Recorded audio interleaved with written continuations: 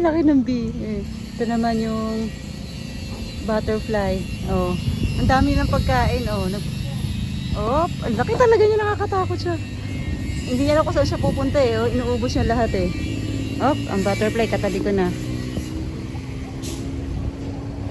Tuntua sila sa bulaklak dito sa taas. Yan, ito ang bahay katabi namin, kaharap namin yung Kasama at saka One Build. Tsaka yung Sagip Buhay. Yan. Nasa main road kami. Ito yung Wellington. Tayo. Ito yung Elliston. Yan. Yung mga orange na yan. Yan yung Elliston. Yan. Ayan yung service natin, no? Yun, yung tatlo. 1, 2, 3. Yun, yung Bios sa dulo.